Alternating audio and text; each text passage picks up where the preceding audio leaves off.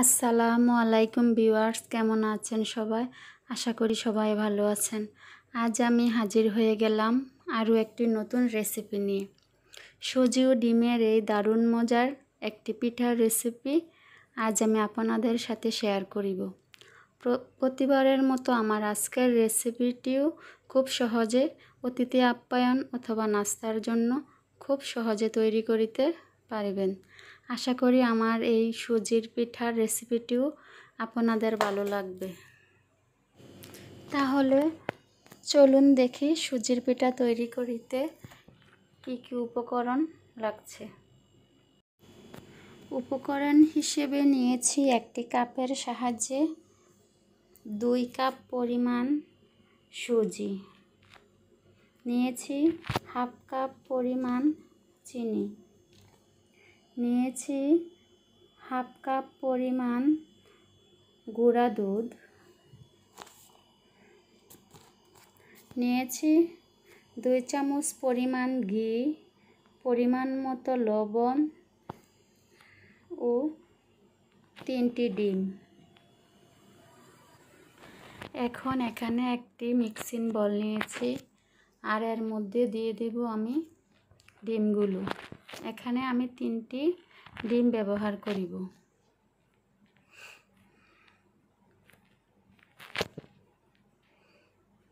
এখন দিয়ে দেব half cup পরিমাণ চিনি। চিনি কম বেশি দেওয়া যাবে। দিয়ে দেব পরিমাণ মতো লবণ, দিয়ে দেব 2 চামচ ঘি। এখন সবগুলো উপকরণকে ভালোভাবে ডিমের সাথে মিশিয়ে নিতে হবে, যতক্ষণ পর্যন্ত না চিনিগুলো ভালোভাবে ডিমের সাথে মিশে যায়। আমার চিনিগুলো ভালোভাবে ডিমের সাথে মিশে গেছে। এখন আমি দিয়ে দেব সুজিগুলো। এখন দিয়ে দেব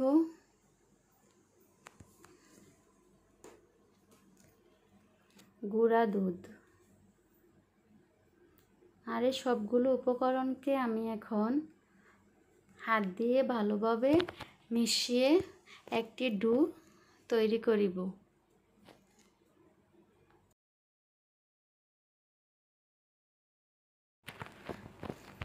এখন আমার সুজির ডোটা তৈরি হয়ে গেছে।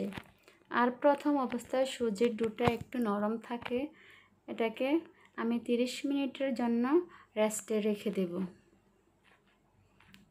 30 মিনিট পর ফিরে আসব। আমার পিঠা তৈরির জন্য ডোটা সঠিকভাবে তৈরি হয়েছে।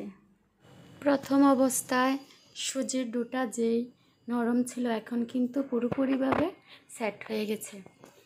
এখন আমি আমার 2 হাতের মধ্যে তেল লাগিয়ে অল্প অল্প ডো নিয়ে 2 হাতের তালুর সাহায্যে এরকম গোল গোল শেপ দিয়ে আমি আমার পিঠাগুলো তৈরি করে নেব। এখানে আমি পিঠাগুলো গোল শেপ দিয়ে তৈরি করে নিয়েছি, তবে গোল ছাড়া অন্য যে কোনো পছন্দের শেপ দিয়েও পিঠাগুলো তৈরি করে নেওয়া যাবে। আমি এখানে বেশ কিছু পিঠা তৈরি করে নিয়েছি। এভাবে আমি আমার সবগুলো পিঠা তৈরি করে নেব। এখন পিঠাগুলো ভাজার জন্য চুলায় আমি তেল গরম হওয়ার জন্য দিয়েছি। তেলটি যখন গরম হয়ে আসবে, তখন আমি একটি একটি করে তেলের মধ্যে পিঠা দিয়ে দেব। পিঠাগুলোকে প্রথমে একটু সাবধানে তেলের মধ্যে দিতে হবে এবং ঘন ঘন বেশ নাড়াচাড়া করা যাবে না। আমার সবগুলো পিঠা এখন তেলের মধ্যে দিয়ে দিয়েছি।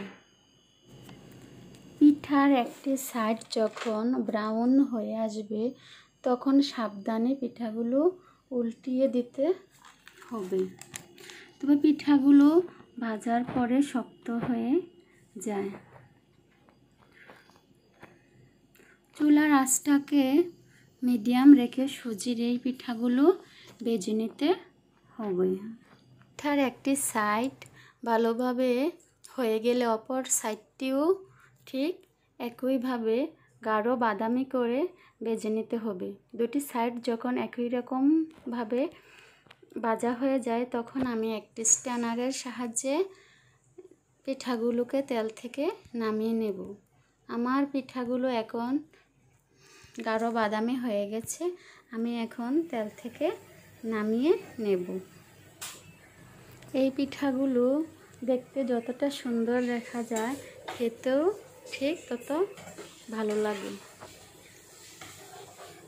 এভাবে আমি আমার সবগুলো পিঠা তৈরি করে নিয়েছি। তাহলে আজ এখানেই বিদায় নিলাম। আল্লাহ হাফেজ।